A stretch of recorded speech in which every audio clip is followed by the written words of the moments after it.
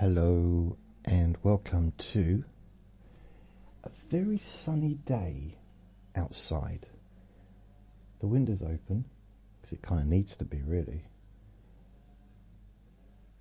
But there's a lot of lawn mowing action going on.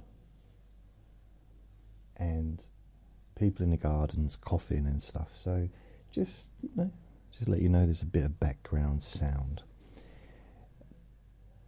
But this is not a sleep recording. This is Let Me Bore Your Chronic Pain Away. Number 19, I do believe.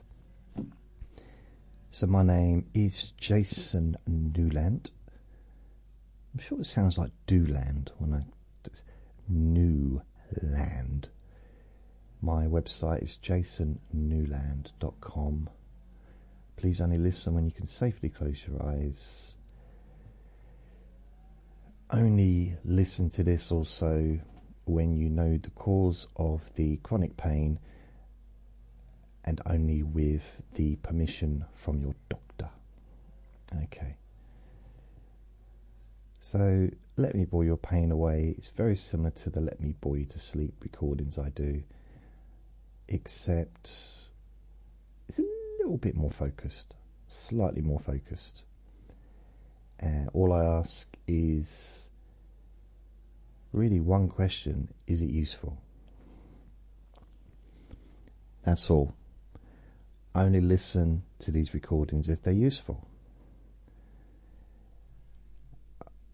So really what I would say is, first of all,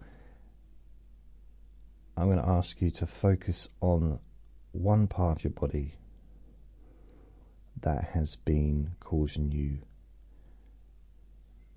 physical discomfort, and gauge where it is on a scale of 0 to 10, from being 0 to being 10, which would be a big ouch, a big yelly ouch. And then you can notice how it feels at the very end of the recording, which may be 20 minutes, maybe half an hour, maybe an hour. I really don't know at this point. And I'm just going to talk to you about some ideas that you could use to change how you feel. And I've become very interested in quantum theory lately. And just the idea that, when you really go down, with a microscope, and you really go further and further and further and further, and magnification to the point of atoms and all that stuff, it's all invisible to us. But that's what makes our existence. That's what makes us. Vinny, stop whining, please, mate. You got your food there and you got your water. Well, he's just jumped on a settee. He's going to go to sleep, I think. He's been asleep all morning in the bedroom. I think he probably wants to go for a WALK. LK. So we'll do that in a minute, Vinny. When we finish this, we'll do that thing you like.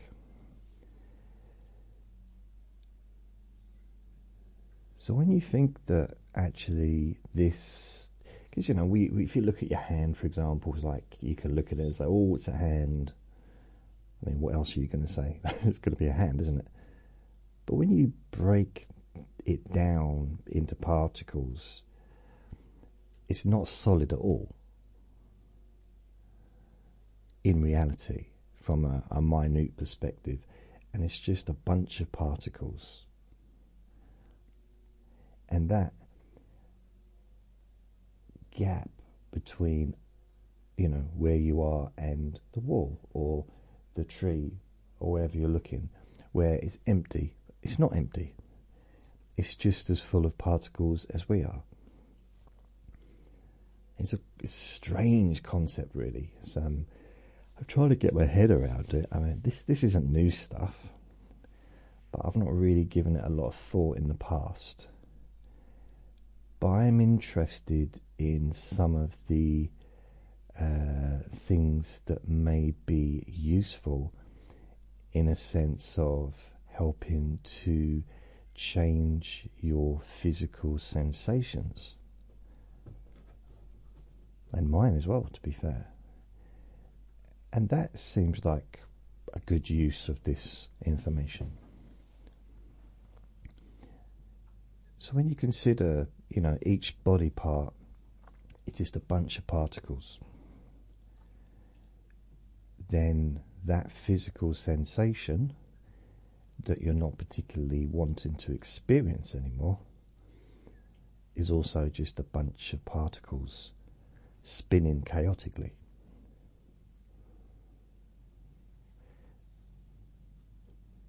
Now you can just imagine as you zero in on that physical sensation.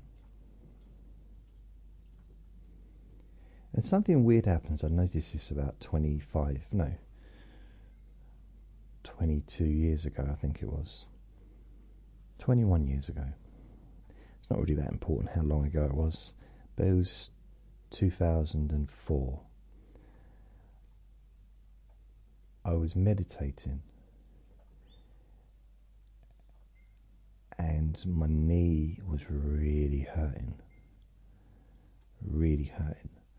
And it was basically just due to the meditation. I was still trying to meditate on a cushion and didn't really have the knees or the flexibility to do that, but I kept at it for about 2 years, 3 years in fact, until I just decided I'm just going to sit on a chair.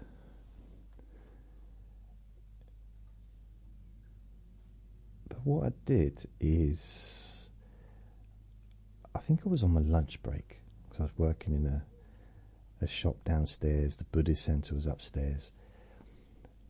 It was a Buddhist run shop. It's a charity. It's a gift shop called Evolution. So I go upstairs for my lunch break. I've already had my sandwiches during the day anyway, so I didn't need to take that time to eat. And I'm in the shrine room meditating. At the time I was going through a lot of anxiety and panic attacks and stuff, which is why I got involved in the meditation to start with, back in November 2002. So I was really there for that reason. But what I noticed is I had this pain in, I'm not going to say my left knee, it could have been my right knee, but one of my knees, it was just, it wasn't like at the top of the scale, it wasn't like a super ouch, but it was definitely it was like maybe 4 or 5. It's like, this is very uncomfortable. So what I did is, I thought I'm just going to focus on it. As I'm there with my eyes closed, I might as well, it's a good kind of environment to be focusing on things. And I was probably doing a mindfulness of breathing meditation where you just count the breaths. So what I did is I just, you've got the mindfulness of breathing, then you've got the body scan, and I decided to go back to the body scan and just focus on the knee. What I noticed, and this is a bit weird, is while I was focusing on the knee, my anxiety just wasn't there.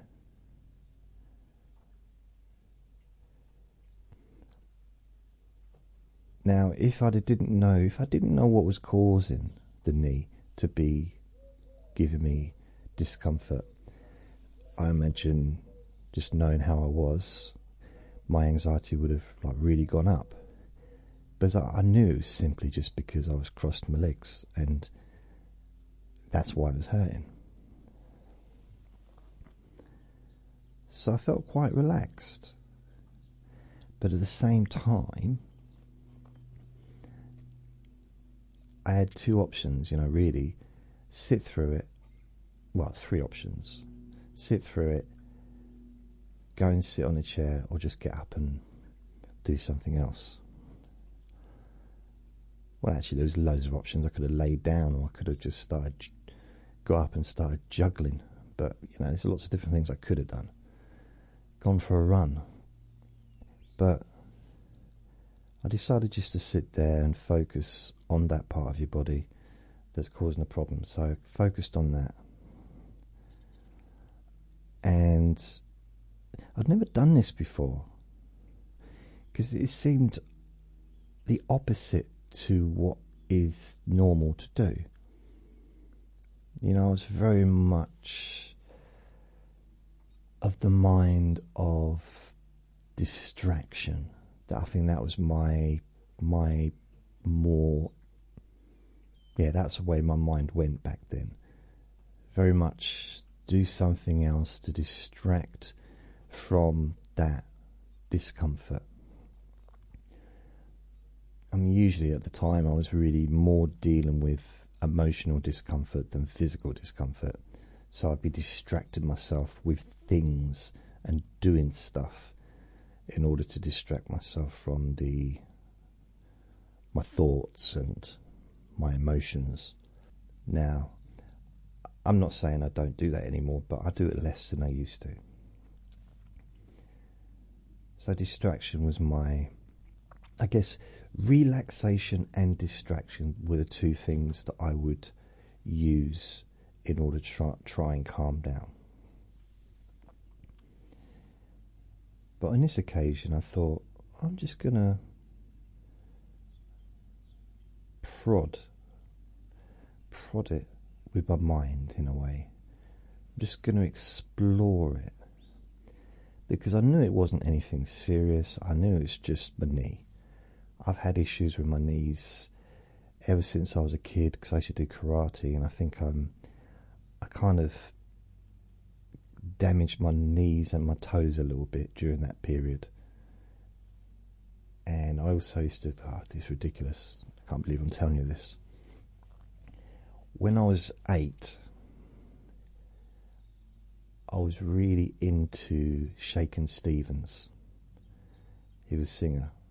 Now, you might not know who he is, but he was the most successful recording artist in the 80s in the UK.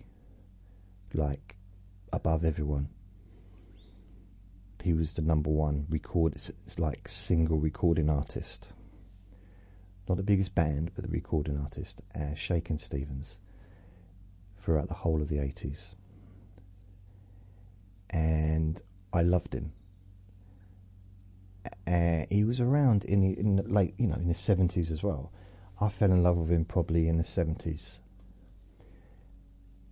And so when I was like 8 or 9 or whatever, I used to have posters of him, and he was already famous at that point, but he became like even more famous in the early 80s.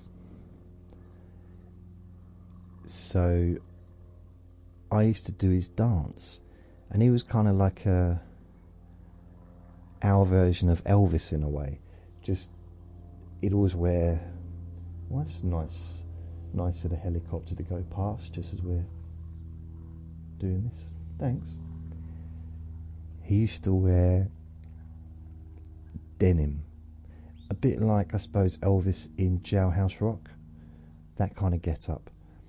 So he'd have a denim jacket, tight denim jeans. I'm not sure if he had blue suede shoes, but he had those kinds of, that kind of stuff. And probably a white t-shirt. And he had his hair in a quiff like Elvis did in his early days. And he was brilliant. Loved him. I wasn't the only one. Millions of people loved him.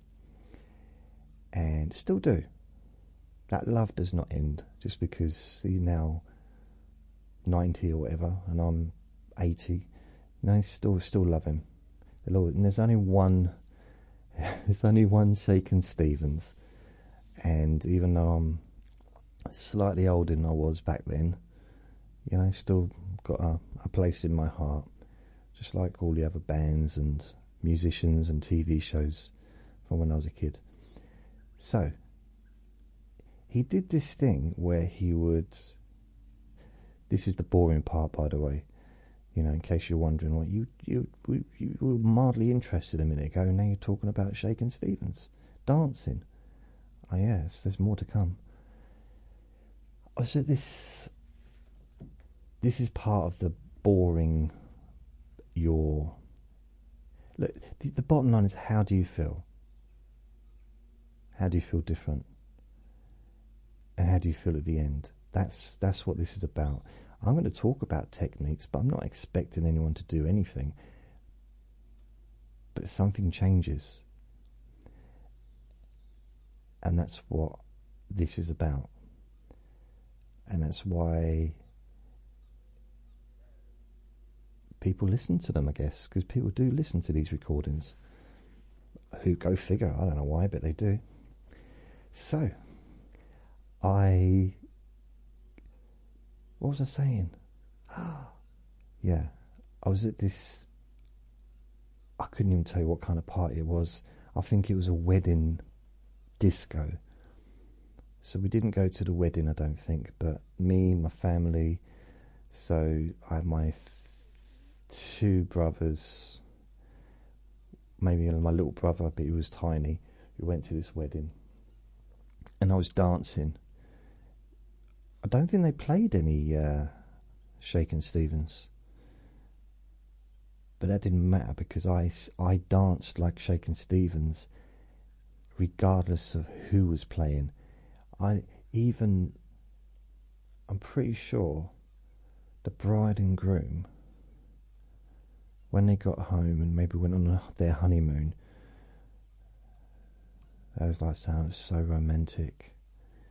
Yeah, so romantic, and I'm so glad I married you, the most beautiful man, you're the most beautiful woman, you're the most beautiful whatever. So glad we got married. And what was the most romantic part for you? I think just seeing you walk down the aisle. That was just nice. It's just, yeah, I just knew, I realised that I fall in love with you every time I see you. Soppy. And what's your most enjoyable part? What's the most romantic part? Well, I think it was when we had the first dance, and I had you in my arms, and I looked into your eyes, and I looked down, and I saw this kid doing a Shakin' Stevens dance. And yeah, so I'm probably in there in a few photographs on someone's wedding album. I wasn't wearing all denim, but I see, I like to go a little bit further. I wasn't content with Shakin' Stevens dance. I needed to push it. So he used to go down, but he'd go quite low down with his knees, and then he'd like spring back up, and he'd be thrusting his hips and moving his knees around. You know, it's very like, you know, jailhouse rock kind of thing, but a bit more, possibly a bit more movement. I went further, and I dropped to the floor on my knees, like smashed my knees on the floor, and then jumped up and spun around, and then looked around to see if anyone was watching. There's always an occasional person a bit concerned about whether or not, you know, I needed an ambulance, but generally it hurt. But I was a little kid and I didn't care. I thought, well, I'm going to suffer for my art. I might not have actually thought those exact words when I was 9, but did I say 9 or 19? Anyway, it went on for a while. Not the wedding. The wedding party didn't go on for 10 years. That would be weird. So I think I kind of ruined my knees, and I did that for a few years, constantly dancing and dropping to my knees and smashing them on the floor, and then yeah, it's not good. Another time I had an axe. This is true as well. It might sound like I'm making it up. there was a tree at the bottom of the garden. This is probably when I was about 11, 12, and my dad had us in the garden cutting down trees and stuff and doing whatever, and so he gave me an axe to cut down that tree. So the thing is, it wasn't like a sharp axe. It wasn't sharp enough, and it slid off the tree and landed on my knee. Now, it wasn't sharp enough to cut my knee, but it smashed into my knee, and it was a heavy, heavy thing. So, I mean, it's good that it wasn't super sharp. Although I did have trousers on, or I had jeans on. No, I didn't, did I? I had shorts on, so it went right in my knee. But it didn't cut it, but it really bruised it. So that might not have helped. And then there was a time when I fell out of a helicopter. No, I'm just joking, making it up. So, but all the other stuff's true. Not relevant, but true. So I kind of knew that it's like it's a knee thing. It's not, So I'm sitting there in my attempted cross-legged position, and I've got 1, 2, 3, 4, 5 different cushions, trying to just get comfortable. I had another friend who was about 6'6", and he would do the same thing, but he needed the cushions because he was so big. His legs were so long. And I remember we was in a meditation group, and we were all kind of there, probably about 30 people. He fell asleep and he fell off his cushions. He called a domino effect, and like half the people fell over. They knocked each other down. It was very funny. And so, knowing what it is, like, it's just my knee. There's nothing to be concerned about.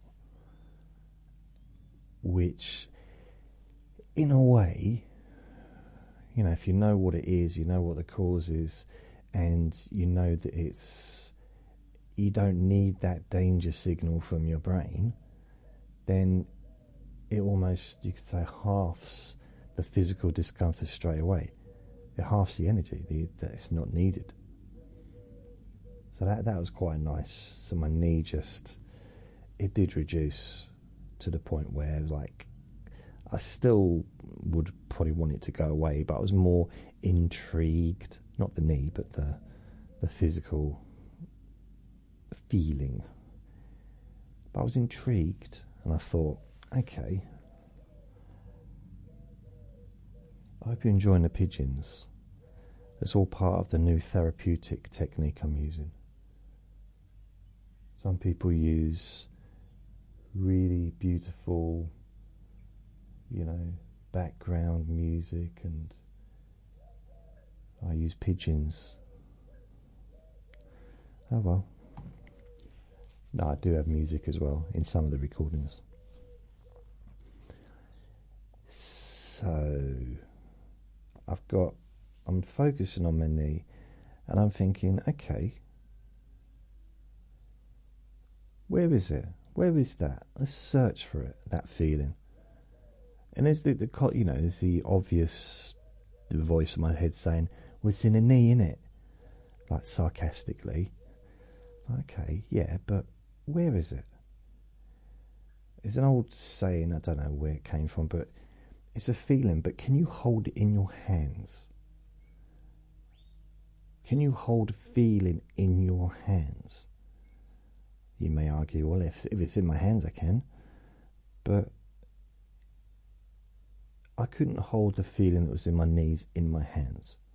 It wasn't like a physical thing that I could actually hold, like water or dust or a pizza. It could be an Action Man figure. There's lots of different, a bit of coal, headphones, whatever. It could be any object. But it was just a feeling.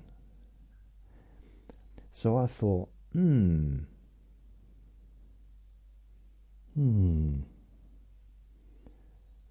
just going to observe it and just see if I can find it. Because then again, my brain went in. Of course, you can find it. You know where it is. It's there. I said, okay, let's go and look for it then. This is where it went weird. Because the more I looked for it, I noticed it's almost like it started to hide from me, like it was a game of hide and seek, or hide and go seek, whatever you call it. I never realised, it took years before I realised that my brothers never looked for me when we played hide and seek. Whenever I hid, I thought I was doing really well because I never got found. They weren't looking. Honestly, they just leave me for ages. Once I missed a whole Christmas. So I'm looking for this feeling, realising it's not an actual thing.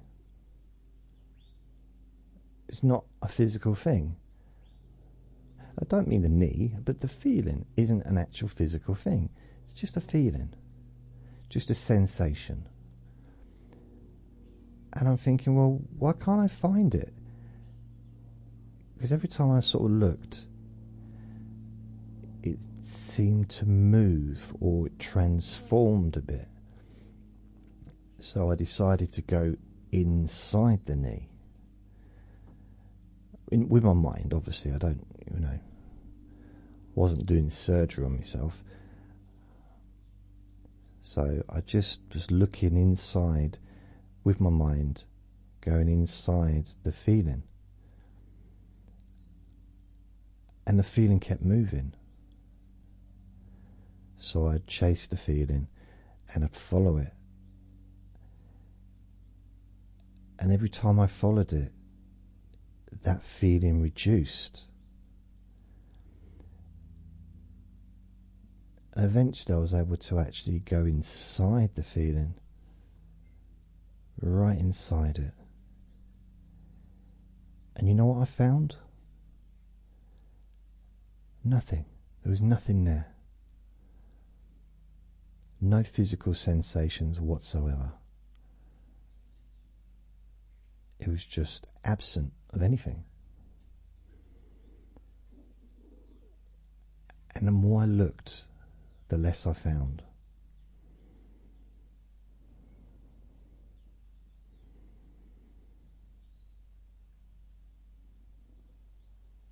Maybe that physical sensation was a bit like me as a kid. The longer I stayed hid, the longer I stayed hid, the less chance of me getting found. I mean, maybe my brothers did look for me for a minute and then got bored. So either that feeling is so well hid that we just can't find it anymore, or when you go inside it, you realise that there's nothing there.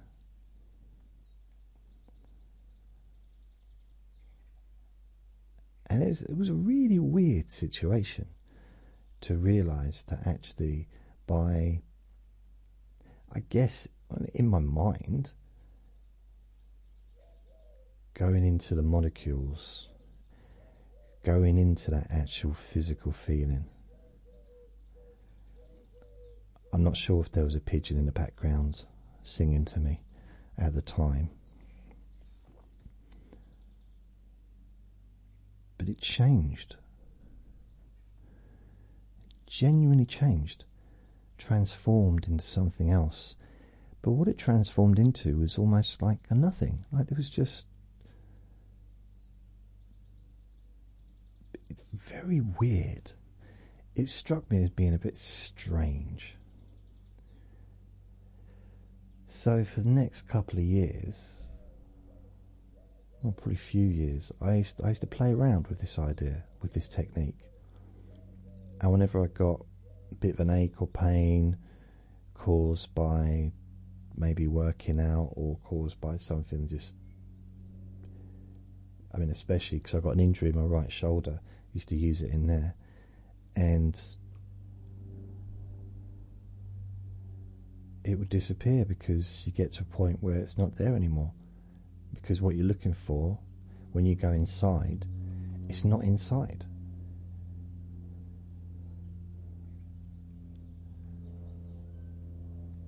Looking for something you can't actually hold in your hands, like Veruca powder. I'm just trying to think of an object you can hold in your hands. A bottle of Veruca powder is probably a bit weird.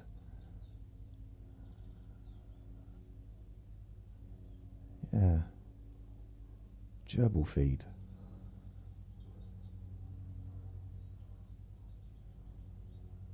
Pack of 6 sellotapes. I don't know. But I'm just saying, something you can hold in your hand, and then you got, it just went. It's like it wasn't there. It's not like it just like some dramatic mew. There was no music. And it vanished like a magic trick.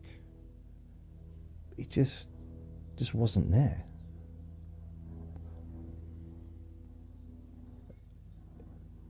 It's a bit like the other day I was searching all around the flat for my dignity. Could not find it. It's long gone. Any kind of dignity I used to have. So, but seriously, this is kind of, I found it interesting. So I used to play around with it. And whether it's the focus, because it's the opposite to what's expected. Because sometimes you could say, well, yeah, the reason it's causing so much discomfort is because you keep thinking about it. Yeah, but it's a different type of thinking, isn't it? It's thinking about it, but not wanting it. Once you welcome it, once you actually focus on it in a sense of, okay, I'm coming in to visit, it changes.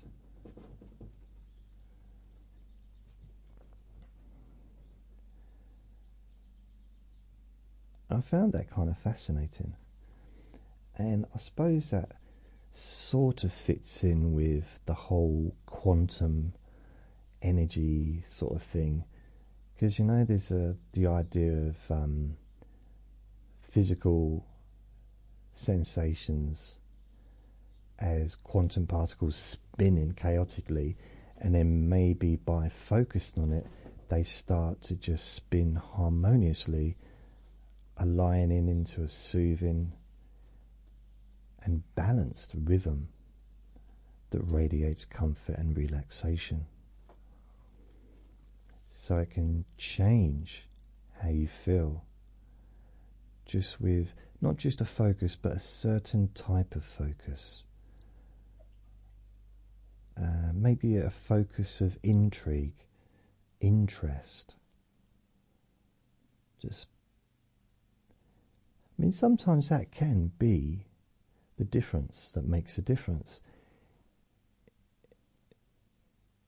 When you go into a situation, you're about to observe something, instead of already having an agenda and already having an opinion, to go in with an open mind and to be interested in how that part of your body is going to feel different,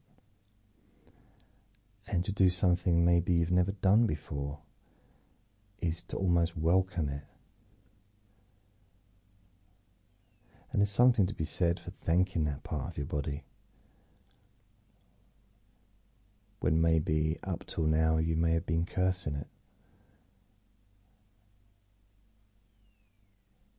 Maybe thanking it for looking after you, for caring for you, thanking it for all it's done your whole life for you. And these are just little ideas that may be useful or may just be boring. Maybe a little bit of both, a little bit of each. But when we look for something, almost like a microscope, the most powerful microscope on the planet, inside your mind, realizing that the fact is we're just molecules, particles,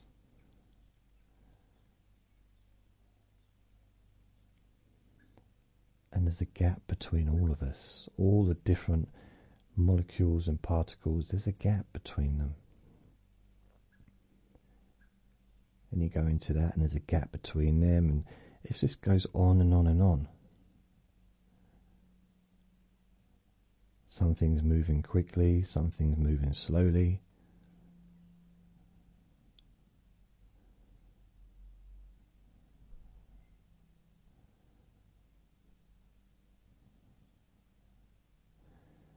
So I'm going to test this on myself now, on my lower back. Although, to be honest, my lower back's feeling, relatively okay. It's sitting down seems to not always do it the best for me when I'm sitting at a desk. It might be my posture, I don't know. But so if I focus on my lower back, and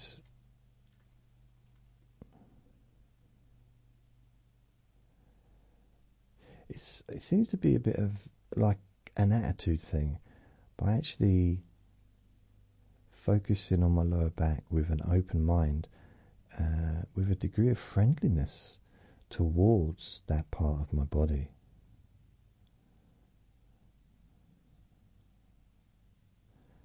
There seems to be a warm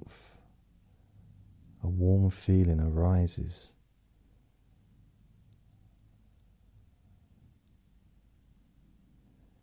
Like a warm greeting, maybe.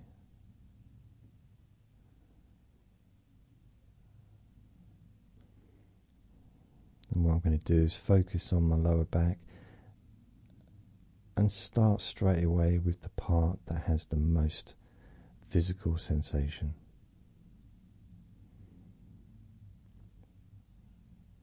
Maybe it's a pulse, maybe it's a throb, maybe it's just like a sharp feeling for yourself, that is. But with me, it's kind of, I can almost feel that it goes inward, the feeling. I'm going to go in myself. I'm just going to focus on that one spot in my mind. And also physically, so I'm physically focusing on that spot in my lower back.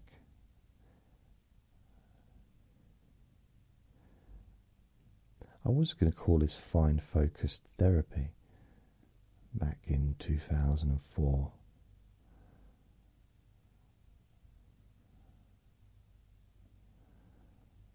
Straight away it's reduced. I don't know if it's moving. What I do notice is, this is a weird thing that I've noticed happens. I mean, normally I would do this without talking, so it'd be a bit quicker for me. But I notice sometimes when I focus on it and it's really, really relaxed, it sometimes feels a bit itchy, like inside the skin. Like the feeling's been replaced with not an itch that necessarily needs to be scratched. Just a feeling, like a slight itch, but not irritating, just a comfortable I suppose, an after scratchy itch. Like once you scratched it, it's like, oh, okay. Once it's been rewarded.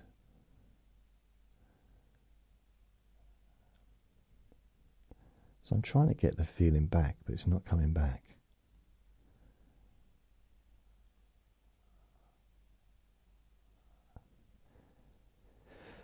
I'm searching for it.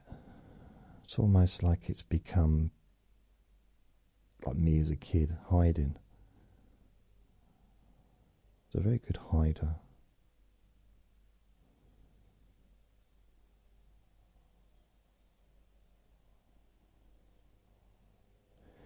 Well, I found a lesser feeling, so I'm going to go inside of that lesser feeling and follow, see where that leads me.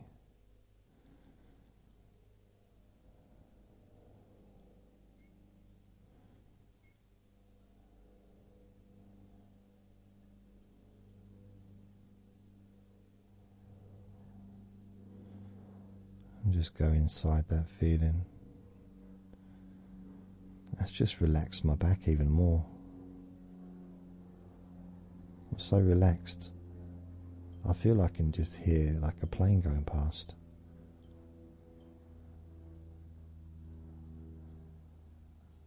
Oh, it is a plane. And I don't always hear a plane every time I feel relaxed. I mean, that would be weird, unless, of course, I lived like near a plane station.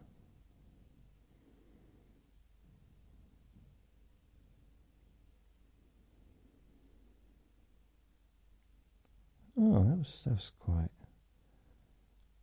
So now,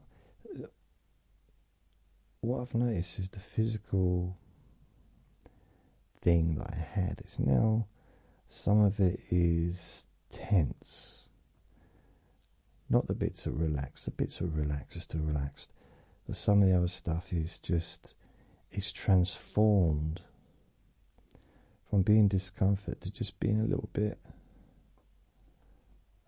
tense. So I'm going to focus on that tenseness,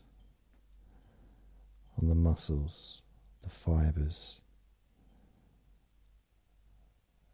and just focus on that for a few seconds.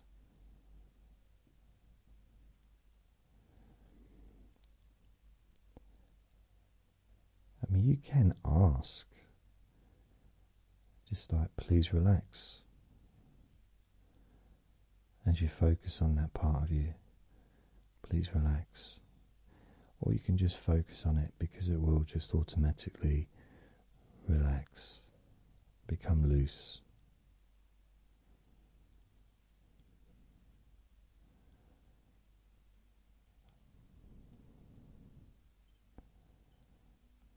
I suppose I could thank my lower back. Thank you for all you do. Thank you for all that you've done over my life. Always been there for me. And I appreciate you. And so do the pigeons. That's weird, my lower back's become really relaxed now. I don't know if it was the pigeons that did it. Maybe the pigeons need to have their own podcast. Relax with Herbert. He's the main pigeon. He's got his family. There's Gertrude, his wife, and he's got 3 kids. Paul, Stephen, and Arnold. But I only really know the father, really. I don't really know the others. Gertrude won't talk to me anymore because it's ridiculous. I borrowed a frying pan and I didn't return it in the exact same condition as she lent it to me. Pigeons and their frying pans. I said to her, look, you're not supposed to wash up frying pans all the time. put salt in them. If you go into any professional kitchen and they put salt in the frying pan, and don't keep washing up with water and washing up liquid.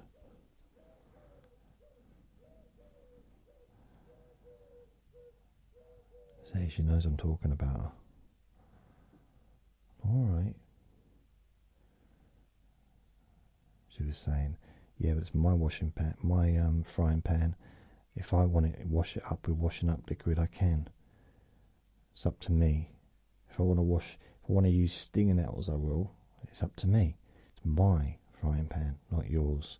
I lent it to you with good intention. Blimey, she's still going on.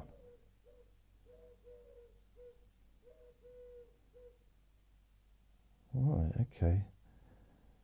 However, she's willing to forgive me. If what? I didn't get that last part. Oh well. The one time I actually want the pigeons to start talking to me, nothing. I guess she'll get back to me later. Hope she doesn't write me another letter. You ever try to read pigeon? It's really hard. So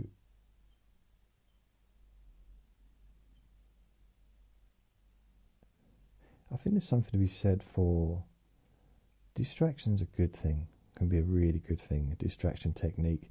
Sometimes I think people listen to me because I'm distracting. You listen to me talking about whatever nonsense comes out of my mouth, and it can be a distraction. A little bit of a rest, a little bit of a break, a slight holiday. I've run out of vacation. I'm trying to think of other words that mean the same thing. So that was a big old bang outside in the garden. I wonder what that was. So just notice how you feel now. 0 to 10 on the old scale. Where do you feel with that part of your body now? And I'm going to leave this recording. So thank you for listening. Remember to be kind to yourself. And if it was useful, please let me know. Lots of love.